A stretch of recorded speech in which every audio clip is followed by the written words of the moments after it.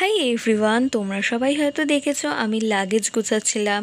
অনেক দিনের জন্য ট্রেনে করে কোথাও ঘুরতেও যাচ্ছিলাম। আমি বলেছিলাম বাবার কোম্পানি থেকে ট্যুরে নিয়ে যাচ্ছে। সকাল 8:30টার সময় আমরা নিউ জলপাইগুড়ি স্টেশনে গিয়ে পৌঁছেছিলাম।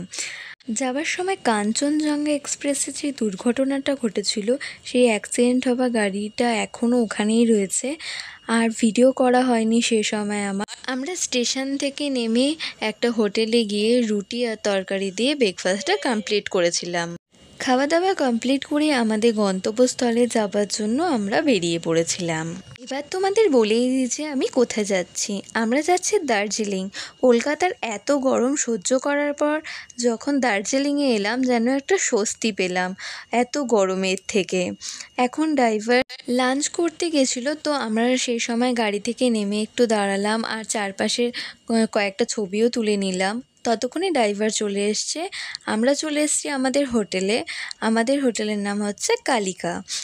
আমরা সবাই গাড়ি থেকে ব্যাগ লাগেজ নামিয়ে হোটেলের ভেতরে চলে এলাম। হোটেলের চারপাশটা খুব সুন্দর ছিল আর হোটেলটার ভেতরটাও খুব সুন্দর ছিল। আমাদের রুমটা ছিল সেকেন্ড ফ্লোরে। আমরা রুমে চলে এলাম। আমার তো রুমের ভেতরে প্রবেশ করার পর খুবই ভালো লেগেছিলো, কারণ রুমটা খুবই সুন্দর ছিল। আর আমাদের রুমে ছিল অ্যাটাচ টয়লেট, দুটো বেড, একটা সিঙ্গেল আর একটা ডবল বেড ছিল, একটা আলমারি ছিল, টিভি আর ড্রেসিং টেবিল, আর ছিল কয়েকটা ফটো ফ্রেম। আমাদের ওয়াশরুমে একটা গিজারও ছিল। ট্রেনে ট্রাভেল করার পর আমার অবস্থাটা দেখো, চুল টুল আল্লা জাল্লা হয়ে গেছে। তারপর রেস্ট নিয়ে ফ্রেশ হয়ে চলে এসেছি লাঞ্চ করতে। আর সবাই মিলে একসাথে লাঞ্চ করার মজাটাই আলাদা। এখানে যাদেরকে দেখছো তার থেকেও আরও অনেকেই ছিল।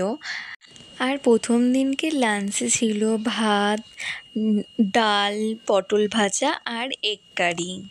লাঞ্চ করে এসে একটু রেস্ট নেবার পরে বাবা বলল যে সবাই মিলে এখন মেলে যাবে। তাই আমি সুটকেস থেকে বার করছিলাম যে কি ড্রেস পরে যাওয়া যায়, তো সেটাই বার করছিলাম। আমি তোমাদের হয়তো দেখিয়েছিলাম যে আমি ডায়মন্ড প্লাজা থেকে একটা সোয়েটার কুর্তি কিনেছিলাম, তো সেইটাই আজকে পরে যাব। তো আমি রেডি হয়ে গেছি আর সে দেখতে পাচ্ছ মা দাঁড়িয়ে আছে, মাও পুরো রেডি আর বাবা রেডি হয়ে বেরিয়েও পড়েছে। আমরা বেরিয়ে পড়েছিলাম।